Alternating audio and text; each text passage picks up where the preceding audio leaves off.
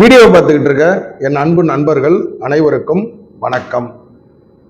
அதாவதுங்க,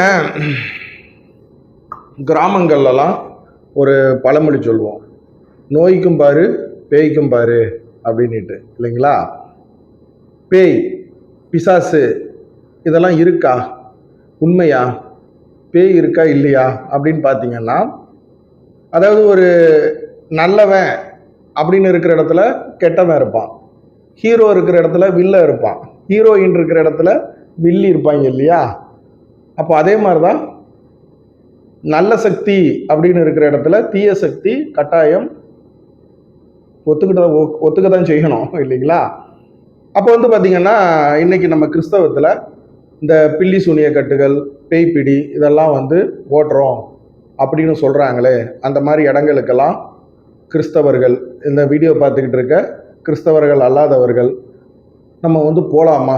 நம்மளுக்கு பேய்பிடி சரியாகுமா அப்படின்னா கட்டாயம் சரியாகும். ஆனால் எந்த மாதிரி இடத்துக்கு போகணும், எந்த மாதிரி நபர்களை நம்ம தேர்ந்தெடுக்கணும், அதை தான் இந்த வீடியோவில் என்ன பண்ண போகிறோம், பார்க்க போகிறோம். அதாவதுங்க, பைபிளில் நம்ம ஒரு சேனல் பண்ணிகிட்டு இருக்கோம், தெரியும் இல்லைங்களா? 7ஆம் அறிவுன்ட்டு பைபிள் வசனத்தை அப்படியே ராவாக படிக்கிறது. இந்த கண்ணு தெரியாதவங்க, மருத்துவமனையில் இருக்கிறவங்க, அப்புறம் வயதான ஐயாமார் அம்மாமார்கள், அவங்களுக்கெல்லாம் பைபிள் படிக்க முடியாது இல்லையா? அப்படியே ஆடியோ ஃபார்மேட்டில் டெய்லி ஒரு வீடியோ, ஒவ்வொரு அதிகாரம் போட்டுக்கிட்டு இருக்கேன். அப்போ அந்த வசனம் நான் படிக்கும்போது ஏன் கூட ஆண்டவராகிய இயேசு கிறிஸ்து பைபிள் வசனம் மூலமாக தான் பேசுவாங்க, இல்லைங்களா? அந்த மாதிரி பார்த்தீங்கன்னா, மத்தேயு 12ஆம் அதிகாரம் பாருங்க. அக்காலத்தில் இயேசு ஓய்வு நாளில், ஓய்வு நாளில் பயிர் வழியாக போகும்போது என்ன பண்ணிவிட்டாங்க, சீஷர்கள் பயிரை பறித்து சாப்பிட்டாங்க. அதுக்கு பரிசேயர்லாம் என்ன பண்ணுறாங்க, ஓய்வு நாளில் சாப்பிட்லாமா? ஏயா, ஓய்வு நாளில் பசிக்காதா? என்னையா பேச்சு பேசுறியா? வயிற்றுக்கு ஓய்வு நாள் ஞாயிற்றுக்கிழமை, புதன்கிழமை, திங்கக்கிழமை வித்தியாசம் தெரியுமா அப்படின்னு தாவீது காலத்தில், பழைய ஏற்பாடு காலத்தில் இதெல்லாம் பண்ணாங்களே அப்படின்னு, ஒரு ஆட்டுக்குட்டி கிணத்துல விழுந்தா காப்பாற்ற மாட்டியலா அப்படின்னு ஆண்டவராகிய இயேசு கிறிஸ்து பதில் கூறுறாப்புல. அப்படியே வந்தீங்கன்னு வச்சிங்களேன், மத்தேயு 12ஆம் அதிகாரம், ஏசாயா தீர்க்கதரிசி மூலம் நிறைவேறப்பட்டது, அதெல்லாம் விட்டுருங்க. அப்போ இந்த பேய் விரட்டுறதை பற்றி, அப்பொழுது பிசாசு பிடித்த குருடனும் ஊமையுமான ஒருவன் அவரிடத்தில் கொண்டு வரப்பட்டான். குருடும் ஊமையுமானவன் பேசவும் அவனுக்கு பார்க்கவும் முடியாது. அப்போ பார்த்தீங்கன்னா, ஆண்டவராகிய இயேசு கிறிஸ்து பரிசேயர் என்ன பண்ணுறாங்கன்னு கேட்டிங்கன்னா, இவன் பிசாசுகளின் தலைவனாகிய பெயல்செயூலினாலே பிசாசுகளை துரத்துகிறானே அல்லாமல் மற்றபடி அல்ல. அப்போ ஆண்டவராகிய இயேசு கிறிஸ்து பிசாசை துரத்திட்டாப்புல. யாரு இந்த வீடியோ பார்த்துக்கிட்டு இருக்க உங்களை மாதிரி என்ன மாதிரி ரத்தமும் சதையுமான ஒரு மனுஷன் உடம்புல இருந்த பிசாசை விரட்டிட்டாப்புல. அதுக்கு பரிசேயர்னா யாரு, கிரிட்டிசைஸ் பண்றவங்க. இதுபடி பார்த்தோம்னா அதான் விமர்சனம் பண்றவங்க என்ன பண்றாங்க, என்ன சொல்றாங்கன்னா, இவரு பிசாசின் தலைவன்,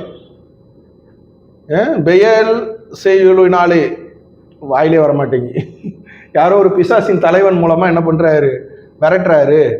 அப்போ ஆண்டவராகிய இயேசு கிறிஸ்து என்ன பண்றாப்புலன்னு கேட்டீங்கன்னா, நான் பிசாசின் தலைவனாலே பிசாசை விரட்டல, பிசாசோட தலைவன் சொன்னா பிசாசு ஓடும்.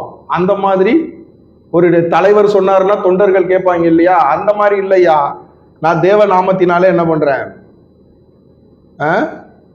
துரத்தினால் உங்கள் பிள்ளைகள் அவராலே, இதை பாருங்க. அந்த மாதிரி அடுத்து ஆண்டவராகிய இயேசு கிறிஸ்து சொல்றாங்க பாருங்க.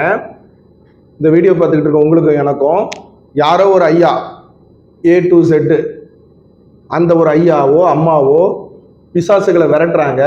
அதை நம்ம கேலி பண்றோம், கிண்டல் பண்றோம்னா நம்ம என்ன பண்ணுவோமா?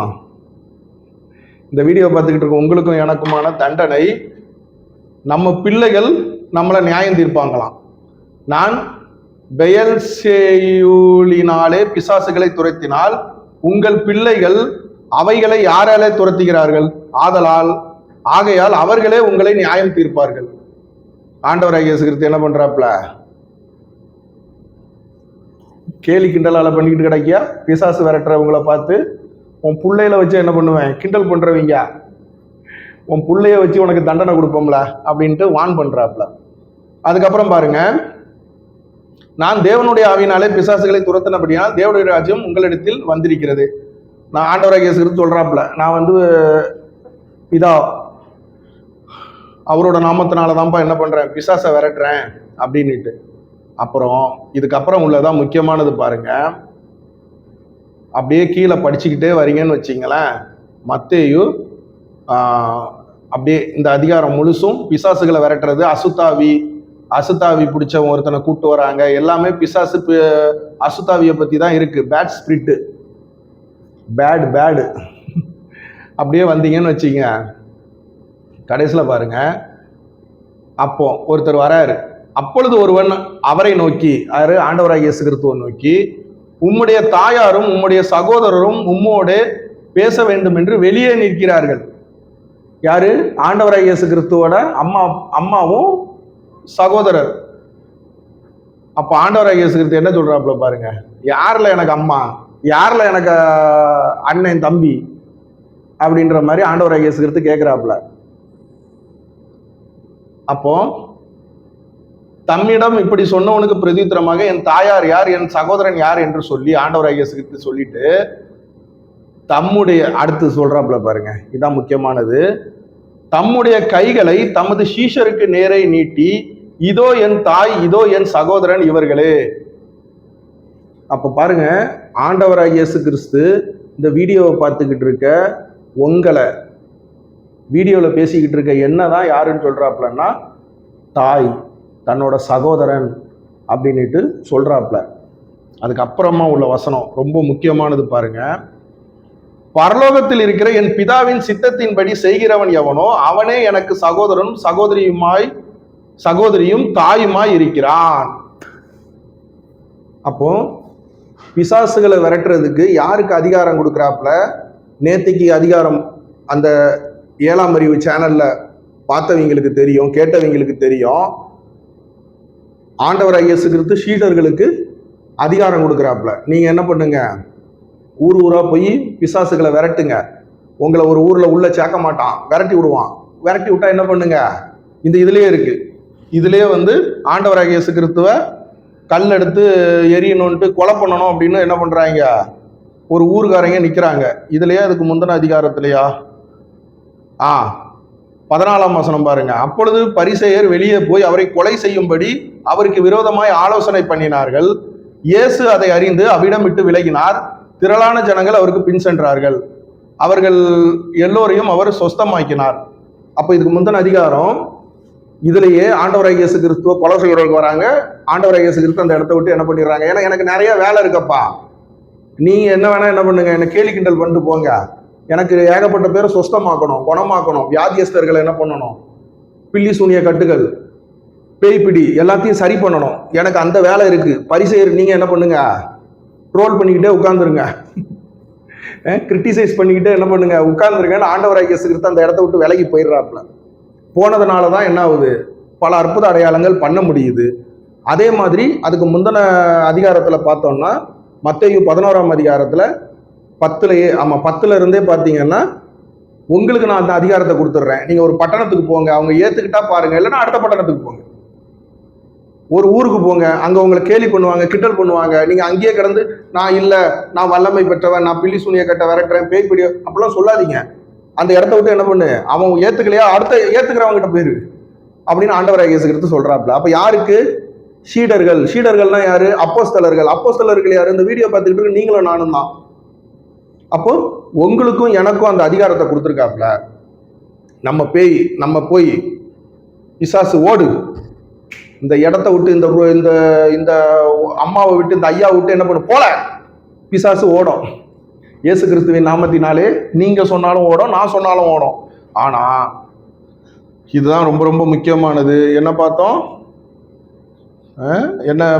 பார்த்தோம் லாஸ்ட்ல கீழே இருந்துச்சா, பரலோகத்தில் இருக்கிற என் பிதாவின் சித்தத்தின்படி செய்கிறவனோ அவளே எனக்கு சகோதரனும் சகோதரியும் தாயுமாய் இருக்கிறார் என்றார்.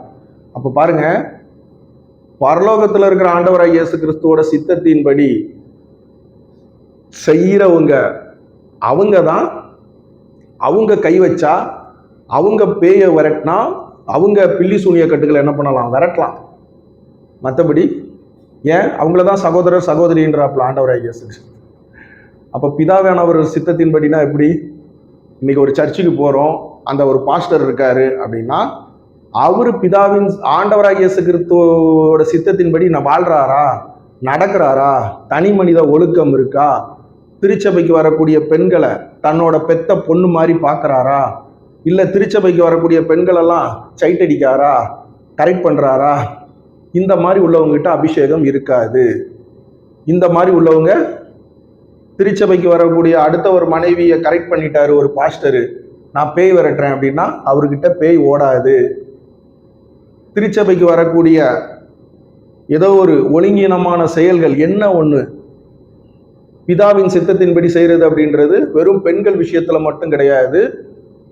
தான தர்மம் எல்லாமே 10 கட்டளை, கொலை செய்யாதிருப்பாயாக, களவு செய்யாதிருப்பாயாக, பிறனுடைய மனைவி இச்சையாதிருப்பாயாக, ஆடு மாடுகளை, கழுதை குதிரை, சொத்து பத்து, எதுவுமே 10 கட்டளையும் அதையும் கை கொள்ளணும். அது போக இந்த சிறியவர் ஒருவருக்கு எதை செய்கிறாயோ அது எனக்கே செய்தாய். நீங்க எல்லாம் பரலோக ராஜ்யத்துல வலது பக்கத்துல நிக்கிறவங்க. அந்த மாதிரி எந்த ஒரு பாஸ்டர் பிதாவானவரோட சித்தம், ஆண்டவராகிய இயேசு கிறிஸ்துவோட சித்தம் ஏழைகளுக்கு உதவி செய்யறது, எளியவர்களை தாங்கிறது, உடல் ஊனமுற்றவங்க, கூணர், குருடர், செவிடர், சப்பானியரை தூக்கி சுமக்கிறது, இந்த மாதிரி என்னது ஒரு என்ஜிஓ, ட்ரஸ்ட், அறக்கட்டளை, அவங்க அறக்கட்டளையில் உள்ளவங்க தான் அதை செய்யணும். நான் சர்ச் வச்சிருக்கேன், நான் ஏன் செய்யணும்? நான் வந்து பேய் விரட்டுற ஊழியத்தை மட்டும்தான் நான் செய்வேன். அங்கே பேய் ஓடாது, அங்கே பேய் ஓடாது, இங்கே பேய் விரட்டும் இடம். அப்போ அங்கெல்லாம் ஃபேக்கு டிராமா நடிகர்களை விட்டு நடிக்க வைக்கிறது, இந்த மாதிரி காரியங்கள் தான் அங்கே நடக்கும். இல்லைப்பா அங்கேயும் அவர்கிட்டையும் ஓடுது பேய் அப்படின்னா ஒன்றும் இல்லை. இங்கே சென்னையை தாண்டி ஒரு ஊர் இருக்கு, அங்கேயும் ஏகப்பட்ட பேய்கள்லாம் ஓட தான் செய்யுது. இன்னும் நிறையா வேளாங்கண்ணி அந்த சைடெல்லாம் போனீங்கன்னு வச்சிங்க, அதுக்கு முன்னாடி ஒரு ஊர்களெல்லாம் கிறிஸ்தவர்கள் கிடையாது, ஆண்டவராகிய இயேசு கிறிஸ்து யாருன்னு தெரியாது, அங்கேயும் பேய் பிடிச்சவங்கெல்லாம் என்ன பண்ணுறாங்க, கெட்டி போடுறாங்க. அப்போ அவங்களும் பிதாவானவருடைய சித்தத்தை செய்கிறவங்க. அந்த செய்கிறதுனால தான தர்மங்கள், நன்மை செய்கிறது, திருச்சபைக்கு வரக்கூடியவங்க குடும்பத்தை தான் குடும்பமா பார்க்குற ஒரு பாஸ்டர், தான் குடும்பம்னா அடைகிறதுக்கு கிடையாது, தான் குடும்பமா தன்னோட பிள்ளைகளா நினைக்கிற ஒரு பாஸ்டர், அவங்களோட நல்லது கெட்டதுல கலந்துக்கிறவர், அவங்களுக்காக ஒன்றுனா போய் நிற்கிறவர், தன்னோட காணிக்கை பணங்களை அந்த குடும்பங்களுக்காக, அந்த பிள்ளைகளுக்கு ஃபீஸ் கட்டுறது, மருத்துவமனையில் இருக்கிறவங்களுக்கு என்ன பண்ணுறது, செலவு பண்ணுறது, தசம பாகங்களை, இந்த மாதிரி பண்ணக்கூடிய பாஸ்டர்மார்கள் பாஸ்டர் கிடையாதுங்க. நீங்கள் இந்த வீடியோ பார்த்துக்கிட்டு இருக்க நீங்களும் நானும் பரலோகத்தில் இருக்கிற ஆண்டவராகிய இயேசு கிறிஸ்துவோட சித்தத்தின்படி செஞ்சுட்டோம் அப்படின்னா நீங்கள் இப்போ கை வச்சாலும் பேய் ஓடும். சாத்தான் தலை தெரிக்க என்ன பண்ணுவான், சாத்தான் தலையை நசுக்கலாம், பிசுக்கலாம், கலங்கடிக்கலாம். கரெக்டுங்களா? ஓகே, யாராவது ஒருத்தரோடையாவது ஆண்டவராகிய இயேசு கிறிஸ்து இந்த வீடியோ மூலமாக பேசியிருப்பாங்க அப்படின்னு நம்புகிறேன். அதனால் எந்த மாதிரி இடங்களுக்கு போகணும், அவங்களோட கனிகள் இதுலேயே வரும். இந்த அதிகாரத்தையே நீங்கள் 12ஆம் அதிகாரத்தை எடுத்து படிச்சீங்கன்னா கனிகளினாலே அவர்களை அறிவீர்கள். கனிகள் என்னது? 9. அந்த 9 குணாதிசயங்கள், அன்பு, கருணை, பாசம், நேசம், இதே மாதிரி அதெல்லாம் இருக்கிற ஒருத்தர், அவர்கிட்ட தான் பில்லி சூனியக்கட்டு பேய் பிடிகள் ஓடும். சும்மா நான் பேய் விரட்டுற ஊழியம் பண்ணுறேன் அப்படின்ட்டு எல்லார்கிட்டையும் என்ன ஆகாது, பேய் ஓடாது. ஓகே, வாழ்க வளமுடன். இந்த வீடியோ பார்த்துக்கிட்டு இருக்க இளைஞர்கள் உங்கள் அம்மா அப்பா பேச்சை மட்டும் கேளுங்க, மற்ற யார் பேச்சையும் கேட்காதீங்க. வாழ்க்கை நல்லா இருக்கும். நன்றி, வணக்கம்.